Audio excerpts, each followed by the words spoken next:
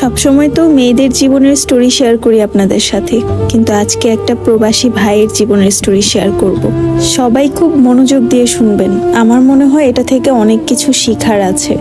তো শুরু করছি।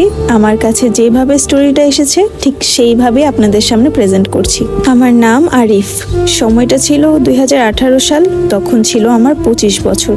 ঘরের বড় ছেলে হওয়ার কারণে ফ্যামিলির দায়িত্বটা আরো 5 বছর আগেই ঘাড়ে চলে এসেছিল। পড়ালেখার সাথে সাথে কিছু টিউশনিও করতাম, যেগুলোর টাকা পুরোটাই বাবা মার হাতে দিতাম, যাতে করে আমাদের সংসারটা একটু সচ্ছলভাবে চলে। এর মধ্যে একটা মেয়ের সাথে প্রায় কিছুদিন ধরেই কথা হয়। মেয়েটাকে অনেক ভালো লাগে, মোট কথা মেয়েটাকে ভালোবেসে ফেলেছি আমি। আমার থেকে 2 ব্যাচ জুনিয়র ছিল। আমার ছোট 2 বোন এবং একটা ভাই আছে। আমরা 4 ভাই বোন। হঠাৎ করে একদিন মামার বাড়ি থেকে ফোন আসে। মামা বলে যে বিদেশে যাওয়ার ব্যবস্থা করে দিবে। আমার মা তো খুশিতে আটখানা হয়ে গেছে, বড় ছেলেকে বিদেশে পাঠাবে। বাবা যখন ডেকে বলল তোমাকে প্রবাসে পাড়ি জমাতে হবে, তখন আমি চুপচাপই ছিলাম, কিছুই বলিনি। কারণ সংসারের দায়িত্বটা আস্তে আস্তে আমার ঘাড়ের উপর পুরোটাই চলে আসছিল। আর তাছাড়া বাবারও বয়স হচ্ছে। আমাদের একটা মুদি দোকান আছে, যেটা বাবা অবসর টাইম চালায়, আর একটা কর্মচারী আছে, কিন্তু মাঝে মধ্যে ছোট ভাই যেও বসে। আমার তেমন একটা বসা হয় না, কারণ লেখাপড়া টিউশনি নিয়ে ভালোই ব্যস্ত থাকতাম আমি। যখন বিদেশে যাওয়ার কথা হলো, তখন বাবা মাকে জানালাম যে আমি বিয়ে করে রেখে যেতে চাই। তারাও আমার কথায় রাজি হলো। তারপর আমাদের বিয়ে হলো। আমার সেই পছন্দের মানুষটাকেই আমি বিয়ে করলাম। জাপানে পাড়ি জমাই।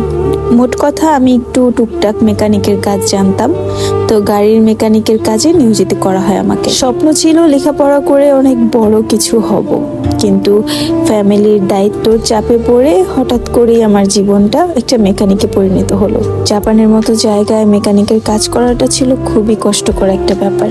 2টা হাতের অবস্থা দিন দিন আরো খারাপ হতে লাগলো। আঙুলের গিরায় গিরায় এক একটা করে দাগ হয়ে যেতে লাগলো। এর মধ্যে আবার আমাদের ভালোই 4-5 মাস কাটছিল। আমার নতুন বউ, তার সাথে ভালোই মোটামুটি কয়েকদিন কথা হচ্ছিল, কিন্তু 3 মাস পর থেকে হঠাৎ করে কেন জানি আমার বউটা একটু চেঞ্জ হয়ে গেল। ফোন দিলে প্রায় সময় তাকে ব্যস্ত পেতাম। জিজ্ঞেস করলে বলতো যে তার বাবার বাড়ির মানুষের সাথে কথাবার্তা হয়, যেহেতু তার স্বামী বাড়িতে নেই, তার একা একা লাগে, তাই বাবার বাড়ির সাথে সবসময় ভিডিও কলে যুক্ত থাকে। ভেবেছে ছোট মানুষ, সমস্যা নেই, আমি যেহেতু নেই আর আমি নতুন বিয়ে করে রেখে চলে এসেছি, ওরও মনটা হয়তো বা খারাপ থাকে, তাই প্রায় সময় চাইতাম ওর মনটা ভালো রাখার। যখন যা চাইতো সাথে সাথেই দিয়ে দিতাম। নিজের কষ্টের কথা কখনোই চিন্তা করতাম না। আমি একটা মেসে থাকতাম, তো ওখানে মোট 8 জন মিলে থাকতাম। 8 জন মিলেই খাবার দাবারের